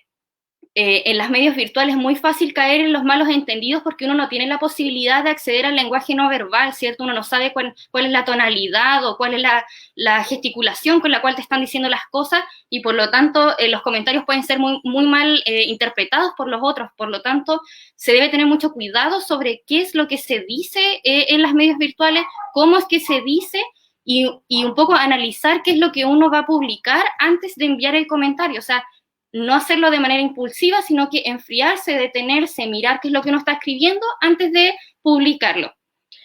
También promover la empatía y el pensamiento ético en los niños, niñas y adolescentes. Como les decía, rechazar y castigar, por supuesto, los comentarios o las actitudes que sean crueles hacia los otros, tener en consideración que hay personas detrás de los perfiles, ¿cierto? Y como les decía, que tienen emocionalidades también, y cómo empatizar sobre cómo este comentario que yo estoy haciendo o esta acción que yo estoy haciendo a través del medio virtual puede tener un potencial impacto en otros, ¿cierto? También otro tip es promover las relaciones sanas, ¿cierto? Eso es un tema que ha salido harto últimamente, tanto en las interacciones físicas, pero también se dan las interacciones virtuales. ¿Cómo promovemos relaciones sanas? ¿Qué es una relación sana? No aceptar presiones de otros, ni en espacio físico, ni tampoco en las interacciones virtuales. No aceptar acoso, ¿cierto? Ni tampoco hacerlo a los demás. Puede parecer obvio, ¿cierto? Pero muchas veces estas cosas se olvidan cuando nos estamos cuando estamos en los medios virtuales, creemos que podemos deliberadamente decir un comentario cruel, los haters también, que son llamados, que son las personas que difunden mensajes de odio hacia los demás, y cómo esto, seguramente si lo cuestionamos y si nos ponemos en el escenario de si lo hiciéramos en el espacio físico, quizás no lo haríamos, quizás no tendríamos la facilidad para ir y decirle a alguien, oye, que mal te ves con esa ropa, pero por los medios virtuales nos sentimos con el derecho a hacerlo, ocultándonos en esta característica que yo ya les mencionaba antes, que es el anonimato, ¿cierto? Entonces, cómo también en los medios virtuales promovemos relaciones sanas. Y también en esta misma línea, cómo podemos enseñar a los otros y cómo nosotros mismos podemos transformarnos en buenas influencias en las redes virtuales. Las redes virtuales son una plataforma que permite que los niños, niñas y adolescentes tengan una voz que puede ser tan alta como la de otros adultos también, ¿cierto? Porque en esto mismo en que no se identifica quién es la persona atrás del perfil, perfectamente un niño puede subir comentarios, subir contenido que tenga un alcance grande y alce la voz de los niños en estas plataformas también. Entonces, ¿cómo podemos utilizar esa voz para aspectos positivos que contribuyan a la sociedad, que nos contribuyan a nosotros como ciudadanos también? ¿Cómo podemos rechazar el sexismo a través de las redes sociales? ¿Cómo podemos rechazar el bullying también y la xenofobia y otros fenómenos que ya les comentaba anteriormente que se dan en las medios virtuales? Como les decía, son 3 principios. El primero es este del respeto por los sentimientos, que involucra todos estos tips que yo ya les di. En segundo lugar, también debemos reconocer que uno de los principios para promover el comportamiento ético en las redes sociales es el respeto por la privacidad. En este sentido, algunos tips son enseñar a cómo nos podemos cuidar de difundir información personal, entender que la información personal de cada uno es valiosa también, y que cada vez que uno accede a las redes virtuales y que le da like a algo o que comparte una noticia o que difunde una información, uno también deja una huella digital que registra información sobre cuáles son tus propios gustos, cuáles son las páginas que tú visitas, qué es lo que tú más haces en las redes virtuales, y toda esa información se ha visto actualmente que empresas o organizaciones pueden hacer uso de esa y acceder a ellas. Por lo tanto, lo que uno difunda en redes sociales es información muy valiosa y por lo mismo debe ser tratada con cuidado. También en esta misma línea, promover que las decisiones que se tomen para las redes sociales respeten la privacidad del otro, y en este sentido la palabra del consentimiento viene a ser súper importante. Esta es una palabra que ya se ha venido hablando gracias al feminismo altamente en el último tiempo, y también se aplica a los medios virtuales. Al momento en que yo voy a difundir un contenido, yo tengo el consentimiento para difundir ese contenido, es mío, puedo difundirlo, necesito la aprobación de alguien antes de hacerlo, y de igual manera uno mismo ser consciente de lo que está publicando en las redes virtuales. En esta misma línea del respeto por la privacidad, también, por supuesto, rechazar el acoso o la presión en el fenómeno del sexting, que en ningún caso esto se debería hacer bajo una situación de presión, sino que si es que se va a hacer, tiene que ser solamente de manera voluntaria, pero esto en el caso de los adultos, porque de los niños, por supuesto que es completamente rechazada esta práctica. Por último, también, como en esta misma línea del respeto por la privacidad, y aquí va un tips para los papás y los adultos, el entrar a las redes sociales de los niños y niñas sin sus consentimientos entrega un muy mal mensaje sobre el respeto hacia la privacidad. O sea, si nosotros vamos a enseñar y vamos a promover el respeto por la privacidad de los otros, también hay que partir por uno, y está muy bien, como les decía al comienzo, que los cuidadores, los padres, los docentes se interesen por la vida virtual, por la vida online de los niños, niñas y adolescentes, pero en ningún caso se espera de que ellos transgredan su privacidad para acceder a cuál es su vida online. Entonces, también un poco promover este comportamiento a través del mismo respeto que los cuidadores, padres o docentes pueden tener hacia las redes y el contenido privado de los niños, niñas y adolescentes. Y por último, el tercer principio para el comportamiento ético en las redes sociales es el respeto por la propiedad de los otros. Y en esto de la propiedad se refiere principalmente a respetar los derechos de autor, a respetar la autoría de ciertos contenidos también, Y esto no solo se aplica para los otros, sino que también que nosotros podamos entender de que el contenido que nosotros subimos, el contenido que es de nuestra propiedad, que subimos a las redes sociales, también es de nuestra propiedad, que también podemos resguardar en qué medida los otros pueden acceder a ello o difundir esto también. Entonces, con estos 3 principios tenemos una base bien clara sobre cuál es el comportamiento que esperamos promover en las redes sociales, en las plataformas virtuales. Estos tips nos pueden ayudar también a cómo promover un comportamiento que vaya en contra del fenómeno del ciberbullying, y además todo esto que les menciono también nos da un marco valórico sobre cómo promovemos una ciudadanía digital activa y respetuosa por los otros. Entonces, si bien en este contexto de coronavirus esto se está dando mucho más, ¿cierto?, por el uso de tecnología, porque estamos aislados en nuestras casas, esta es una temática que de todas formas se debe seguir trabajando al momento en que volvamos de manera presencial a la escuela. Esperemos que eso sea bastante tiempo más adelante, que no tenga que volver ahora, pero en el momento en que haya que volver, desde los planes de formación ciudadana, por ejemplo, se puede trabajar esto de la ciudadanía digital. Es una temática de la que debemos hacernos cargo sí o sí. Las tecnologías llegaron para instalarse, no se van a ir, entonces aprendamos a convivir con ellas y a cómo promover comportamientos éticos en estas redes virtuales. Gracias, Madre. Hemos podido ver varios elementos, ¿no? De los equipos psicosociales, de los equipos de convivencia, de los docentes, de cómo hacer un uso responsable de las redes sociales. Y quiero tomar una pregunta que nos hacen, que creo que es bien interesante, porque hemos mencionado cosas como de las políticas públicas, que uno se la imagina como en el ministerio, ¿no? Y hemos visto cosas muy desde la práctica cotidiana en la escuela, desde los directivos de los equipos o de los docentes. Y acá nos hacen una pregunta respecto a cuál sería el rol que debieran asumir en los niveles intermedios, las corporaciones, los sostenedores, ¿no? En esta situación de catástrofe, pensando tanto en las coordinaciones intersectoriales o de los programas que también dependen de aquello. Me gustaría que pudiéramos profundizar un poco en esa idea de cómo los sostenedores deberían tomar un rol dentro de esto. Bueno, ahí Verónica, junto con Blas Corra, que es la investigadora principal de la línea de convivencia y bienestar del Centro de Investigación, han trabajado harto con sostenedores. Entonces, ¿nos puedes comentar, Vero, alguna idea respecto a cómo los sostenedores también debieran enfocar y mirar este contexto de pandemia desde la gestión que ellos realizan? Ok. Lo que yo les señalé respecto del enfoque como de la pirámide, claro, dije que lo que uno esperaría en la política se aplica a la escuela y después el profesor al aula, pero me faltó el nivel intermedio, efectivamente, que se rigen bajo los mismos principios de disminuir las presiones en un contexto de crisis mundial como esta. En realidad son los principios que debieran regir para todo contexto de crisis, ¿no? Cómo aumentar los apoyos, y quizás ahora voy a agregar una tercera idea, que es que parte del aumentar los apoyos es aumentar la voz.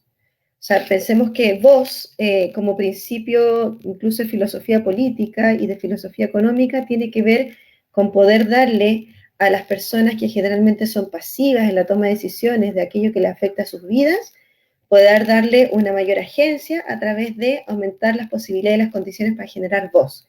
¿Voz de quién? A nivel micro, voz de los estudiantes, también voz de los apoderados. A nivel intermedio, voz de los profesores y voz de los directivos también respecto a los sostenedores. Entonces, en esto, creo que un tema muy importante para a nivel de sostenedores, de qué manera poder escuchar a las escuelas a través de sus directivos, de sus docentes, pero también de sus equipos de convivencia, y en esto los encargados comunales de convivencia escolar, en el caso de las escuelas municipales, tienen un rol muy importante de aumentar la voz, como parte de las estrategias de diagnóstico. Por ahí había una pregunta que decía también, ¿qué instrumentos contextualizados a nuestra realidad podrían utilizarse para realizar un diagnóstico en el ámbito socioemocional en este contexto? Y ahí lo que sabemos es que el Ministerio de Educación anunció que va a realizar un diagnóstico socioemocional. Lo que yo sé de eso es que lo va a realizar la Agencia Calidad, que es la encargada en el sistema de aseguramiento de calidad de hacer las evaluaciones. Entonces, una cosa es lo que venga del ministerio, ¿cierto? Y otra cosa es lo que cada realidad local va haciendo. Y entonces aquí apelo a los sostenedores a través de las redes comunales de convivencia escolar, pero también a cada uno de los equipos entre su red interna local de convivencia escolar. ¿Y por qué lo digo? Porque cuando uno habla de diagnóstico, como que hablamos de dos cosas simultáneamente. Uno es, obviamente, la recogida de información, sí, pero ¿para qué? Entonces, en el para qué hay dos para qué. Uno es para contactarse, para tomar contacto con, un poco como, lo voy a decir como de esta manera, para tocar el corazón del otro, para que ese otro sepa que yo estoy preocupada de ti, que me importa, que me interesas y que necesito saber cómo estás para poder hacer algo. Entonces, uno ya es una estrategia socioemocional. Cuando yo realizo un diagnóstico bien hecho y no necesito una encuesta para hacer eso, puedo, por ejemplo, hacer un Zoom o una videoconferencia como una suerte de diagnóstico para saber cómo están, si lo que vale es la pregunta y la intención de como saber cómo están. ¿Para qué? Y esto es lo segundo, para hacer algo con eso. Cuando yo hago un diagnóstico y no hago nada al respecto, es lo peor que puedo hacer, porque entonces genero altas expectativas que luego se ven muy frustradas. Pero en este contexto de crisis uno debiera pensar que esa toma de información, que puede ser cualitativa, puede ser cuantitativa, puede ser más formal, menos, sí, no, ¿qué quiere decir? Da lo mismo, pero sí en alguna medida da lo mismo siempre y cuando la intención sea esa, de tomar el contacto, de ajustarse a la realidad local y de hacer algo con esa información que signifique redistribuir recursos. Entonces la idea que viene de la justicia social, ¿cierto? Del reconocimiento y de la redistribución de recursos. Acá esto es súper literal y es como muy material. Tenemos los equipos PIE, tenemos los equipos de Senda, de habilidades para la vida, algunos tienen apoyo psicopedagógico, educadores diferenciales. Ustedes mismos como encargados de convivencia escolar, ¿quiénes son los apoyos disponibles? ¿A quienes ya estaban atendiendo? ¿A qué estudiantes y familias ya estaban atendiendo esos apoyos? ¿Y qué recursos de eso vamos a necesitar redistribuir a otros estudiantes o de otras maneras? Y ahí viene el principio de la flexibilidad curricular. Y eso depende mucho de los sostenedores. Entonces, para responder a tu pregunta, Juan Pablo, es como, mira, la misma estrategia piramidal, pero con un foco muy importante en voz y en flexibilidad para redistribuir recursos, porque las escuelas requieren de autonomía para poder hacer esa redistribución de los recursos. Y me refiero a recursos materiales súper concretos como textos de estudio, guías, etcétera, pero también materiales en términos como de los apoyos psicosociales y socioafectivos que están disponibles en la escuela y que se van a tener que redistribuir para otros. En la literatura sobre trauma, sobre prácticas basadas en trauma, que he estado leyendo últimamente, hay una idea bien interesante que es que es necesario que reconozcamos que los niños y los apoderados y los mismos profesores y todos en este contexto estamos sufriendo. Esta es una experiencia que es dolorosa y reconocer eso es muy importante. Cuando nosotros hemos trabajado con las comunidades escolares en contexto de incendio, de terremoto, lo que más me queda como en mi corazón es que es muy distinto cuando la escuela finalmente te dicen, ¿sabéis qué? Mi director se tomó el tiempo, los profesores, para escucharnos, para saber cómo estaban, versus la otra cara de la moneda, que es cuando te dicen, así en son pelambre, ¿no? Bueno, ¿y tú crees que le importó? ¿Tú crees que nos preguntó? ¿Tú crees que ojalá que no lleguen a esa situación de él? ¿Tú crees que le importó? ¿Por qué? Porque nunca nos escuchó, porque nunca se generó ese espacio de contención, de simplemente que es como tan sencillo y tan difícil como preguntar cómo están y qué necesitan, porque cuando yo abro ese espacio, realmente tengo que estar dispuesta a acogerlo, a tomar ciertas decisiones que van a significar redistribuir la planificación que yo ya tenía. Yo creo que eso es lo más difícil. Entonces, si hay algo que pedirle a los sostenedores es voz y flexibilidad para que eso sea posible, aumentando los apoyos y disminuyendo también las presiones que, en la medida en que ellos pueden, para las escuelas. Perfecto.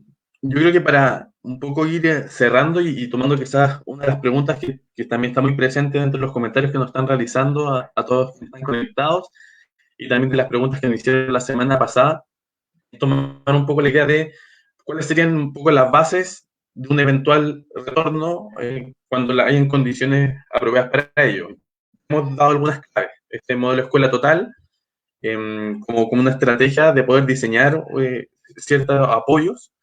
Hemos hablado también de la idea de flexibilidad, la idea de participación, y a mí me parece, y creo que el diagnóstico ahí es fundamental. Lo que les quiero pedir un poco es que podamos pensar y ver qué otras estrategias en ese marco se pueden proponer o hay que mirar al momento de pensarse un eventual retorno a clases, que tome en consideración elementos como contención, como promoción, como prevención, que también es una nueva reordenación, un nuevo ajuste del trabajo educativo que se realiza, ¿no? Porque finalmente, así como nos hemos tenido que adecuar a esta educación a distancia, en algún momento vamos a tener que adecuarnos a otra modalidad que no sabemos muy bien cómo va a ser de estar presencial, pero que tampoco sabemos va a ser lo mismo. Entonces, como quizás para poder ir cerrando, podemos hacer esta idea, ¿no? Compartir alguna idea, porque también estamos todos aprendiendo y explorando esto, sobre qué otros elementos deberíamos tener en consideración entre un eventual en algún momento, ojalá cuando ya estén todas las condiciones sanitarias adecuadas, ver cómo poner atención a la vuelta, ¿no? Así que dejo un poco la palabra, no sé si quieres partir, Claudia. Sí, a mí me gustaría comentar algo de eso mismo. Una de las cosas que aprendimos trabajando con las escuelas, tanto en el terremoto del 2010 como en el incendio en Valparaíso del 2013 y luego el incendio que hubo en el norte, no, es que, y una de las cosas que yo he aprendido, nosotros en la Universidad Playa Ancha trabajamos con un observatorio de recursos psicosociales en crisis en España, en la Universidad de Jaun I, en Castillo, y ellos siempre dicen que los procesos de crisis en el contexto escolar siempre son procesos de duelo, ¿no? Entonces, nos cuesta harto. Primero nos cuesta en la vida enfrentar los duelos, ¿no? Y nos cuesta aceptar en que en un contexto de crisis tú perdiste algo. O sea, nosotros perdimos el inicio de clases como lo teníamos pensado. Perdimos las clases presenciales en estos meses, ¿no? Y hay gente que te dice, no los perdimos porque estamos ganando otras cosas. Vale, pero los perdiste, ¿no? Entonces yo creo que lo primero es aceptar de que aquí hay una pérdida, que hay que hacer un duelo, ¿no? Y ese duelo debe ser acompañado y ese duelo debe ser aceptado, ¿no? Y debe ser trabajado por las comunidades escolares. Lo que decías tú recién, Juan Pablo, aquí todo el mundo está afectado, o sea, no son solo nuestros estudiantes, los profesores, los equipos psicosociales, ¿no? Yo he estado ya en varios webinars y hay muchos psicólogos, muchos de salud mental, ¿no? Muchos psicólogos preguntando, ¿y ahora cómo lo hago yo para ir a apoyar, ¿no?, a las otras personas con las que trabajo si yo también estoy en un contexto de crisis? Y efectivamente, pero es que aceptarlo es el primer paso. Y yo tengo la impresión que nos cuesta mucho aceptar que perdemos cosas, hay cosas que hay que dejar ir. O sea, no vamos a poder abordar la cobertura curricular tal y como estaba pensada. Y ya está, y no se va a poder abordar, ¿no? Entonces, ¿qué es lo que sí podemos hacer? Yo creo que a la vuelta hay que aceptar el hecho de que la cultura escolar se va a seguir intensificando, ¿no? Y por lo tanto, profesores, asistentes de la educación, estudiantes, familias, todo el mundo va a estar un poco más a la defensiva, todo el mundo va a estar con la emocionalidad a flor de piel, ya lo estamos hoy día, eso no va a dejar de ser distinto por lo menos de aquí a un año más, ¿no? Pero además ir abordando las actividades con metas pequeñas, de corto alcance, que sean viables, apoyando y conteniendo en lo colectivo esa emocionalidad que se nos va a ir desbordando a veces, ¿no? Pero aceptando y dejando ir, ¿no?, que efectivamente hay cosas que no van a ocurrir. Y así es la vida, ¿no? Y todos nos hemos tenido que enfrentar a duelo en distintos momentos y no pasa nada, y tú sigues la vida adelante. O sea, no va a haber CIMSE de nuevo, ya no va a haber CIMSE, no se va a morir nadie, no va a pasar nada, ¿no? Pero eso lo tenemos que aceptar como país, o sea, lo tenemos que aceptar en los colegios, lo tenemos que aceptar la familia, lo tienen que aceptar nuestros estudiantes, lo tienen que aceptar nuestras autoridades, ¿no? Y desde ahí entonces proponernos estrategias para poder abordar este duelo de manera colectiva.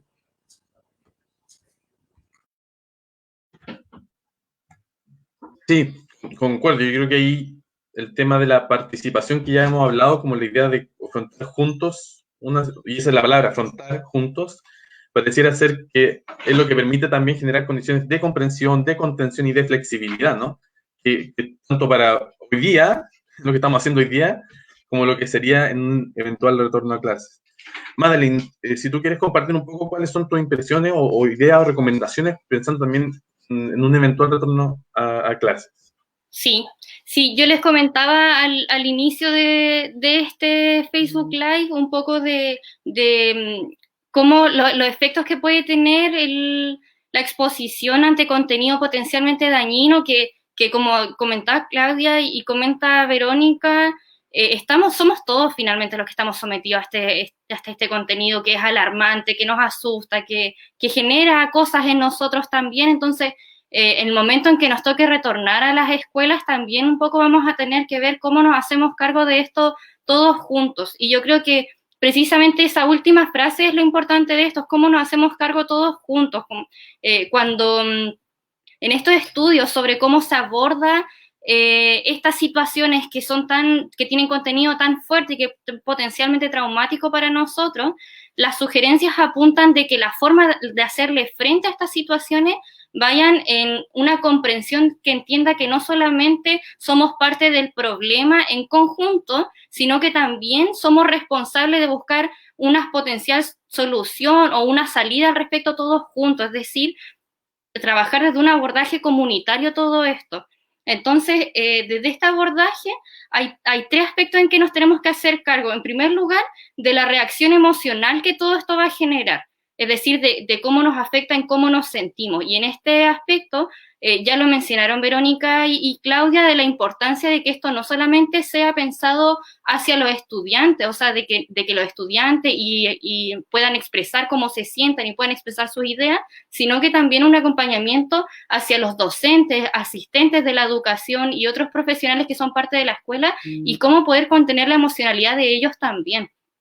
Y en este sentido de cómo trabajar esta reacción emocional, en primer lugar, buscar la forma de transmitir calma entre todos, generar espacios en que podamos hablar de nuestras emociones, de cómo nos sentimos, expresar también nuestras ideas al respecto, y con niños más pequeños que se puede ver dificultado esto, han salido streaming súper buenos de cómo se puede trabajar a través de cuentos, por ejemplo, explicar esta situación o trabajar las emociones de los niños a través de cuentos que les explican en un lenguaje más sencillo esta situación que estamos viviendo.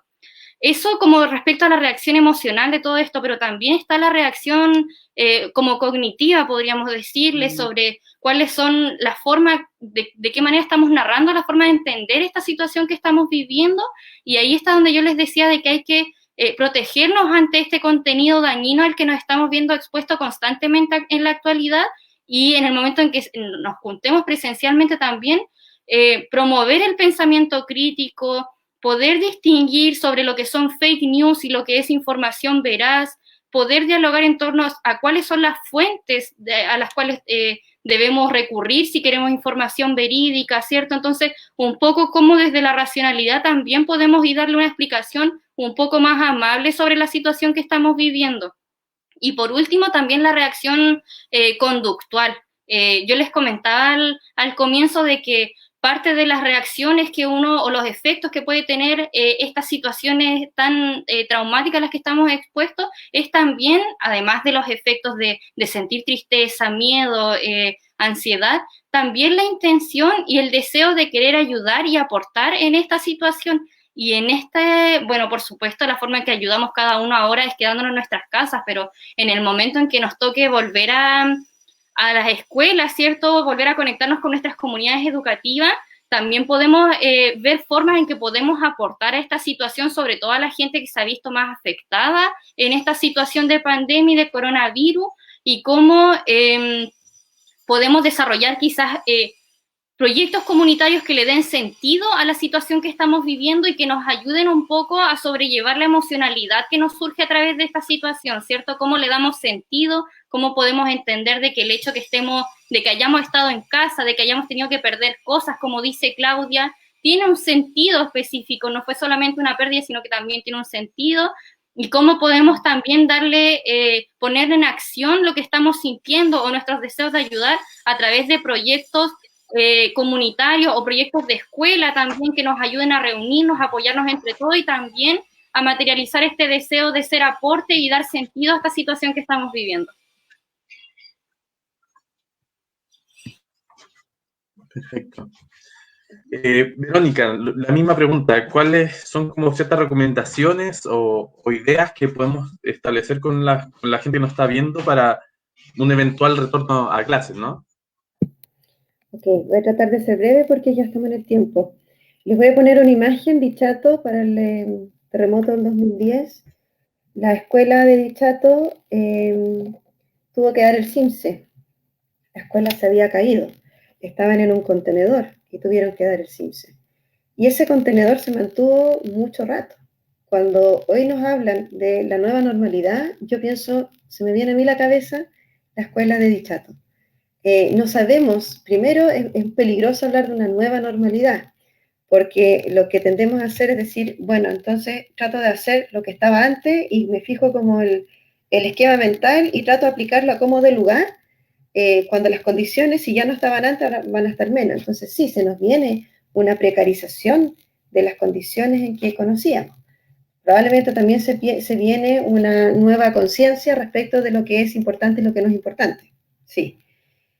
Y en eso de ojo con volver a lo mismo, yo estoy muy de acuerdo con Claudia y por eso traigo la literatura sobre trauma en esta conversación, que es que tenemos que reconocer que acá hay un trauma, que a algunos se le va a formar un estrés postraumático, probablemente en función de las condiciones en que le tocó vivir ese estrés. Imagínense, por ejemplo, niños que los papás están a punto de separarse y no pudieron separarse, entonces, o sea, que claramente el clima familiar ahí no es el mejor y los niños están así, porque los papás están así. En ese contexto, y dado que la convivencia no se gestiona solita, porque cuando le dejamos al laissez-faire, en realidad lo que ocurre son prácticas autoritarias, ya lo sabemos, entonces mi invitación a los encargados de convivencia escolar, a quienes nos están viendo ahora, es como tratar de ser activos en convencer a sus directores y sus directoras en la importancia de los temas que estamos trabajando y que al final esto es una inversión, de lo contrario es pan para hoy, hambre para mañana, y pensarse la idea como de la vacuna. Hay ciertas vacunas, por ejemplo, de la malaria, que no es que tú 100% no te vas a enfermar, pero esto es parecido, o sea, si tú realmente aplicas las estrategias de nivel 1 de manera sistemática, intensa, desde el inicio, desde ahora en adelante, y con, digamos, desde arriba abajo, en el sentido de que estén los equipos directivos al tanto, y no solo al tanto, sino que ellos mismos vayan dirigiendo esta estrategia, eso le da credibilidad y legitimidad al sistema de la escuela. En la medida en que eso es posible, también se hace más sostenible en el tiempo. Entonces, mi recomendación es, en primer lugar, convencer a sus directoras, directivos, jefes de UTP, o sea, darse el tiempo ahora y generar la estrategia para que eso sea posible. Segundo, en la medida en que vayan haciendo eso, convencerlos también de lo necesario que es realizar al menos una instancia, pero no 20, de cómo estamos, tanto para los profesores, para los asistentes de educación, y luego que eso se baje para los estudiantes. Evitando la revictimización, la retraumatización, porque en realidad hay niños, y uno también, cuando ya me preguntan a la 10ª vez cómo estoy, yo ya no, o sea, ya estoy chata, ¿no? Ya no quiero más. O sea, está bien 1 o 2 veces, pero no más. Entonces, tiene que ser algo como colectivo, al principio, y no al mes o al 2 meses, pero que de verdad nos permita tomar como eso, el contacto corazón a corazón, conocer y por tanto recabar información, y eso también ya se puede hacer a través de encuestas online, pueden usar el SurveyMonkey, o sea, hay aplicaciones gratuitas en que ustedes podrían hacer ahora para generar información respecto a cómo están los estudiantes. Nosotros les podemos enviar una que nos enviaron de Estados Unidos, de California, que ya traducimos, se la podemos enviar también, pero a modo de ejemplo, ¿no? Planificar para el retorno, sí generar una instancia colectiva de cómo estamos y qué necesitamos para seguir adelante. Esa sería mi recomendación. Perfecto. Bueno, no me queda más que agradecerles, Verónica, Claudia, Madeleine, por este espacio. Agradecerles también a las más de 300 personas en su momento que se conectaron a este primer Facebook Live.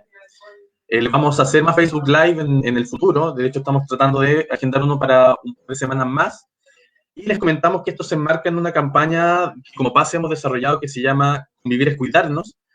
Vamos a estar subiendo también distintos recursos. Esta semana vamos a subir un documento de trabajo y una cápsula de video sobre el aprendizaje en casa, abordando tanto recomendaciones como para desarrollar la actividad educativa que están mandando los colegios a las familias, pero también cómo nos pensamos el aprendizaje de una manera bien más integral dentro de las condiciones actuales.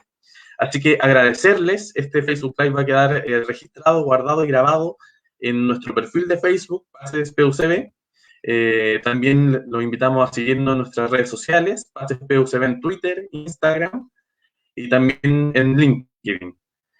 Así que eso, muchas gracias Verónica, muchas gracias Claudia, muchas gracias Madeleine, muchas gracias a ustedes, gracias por sus preguntas.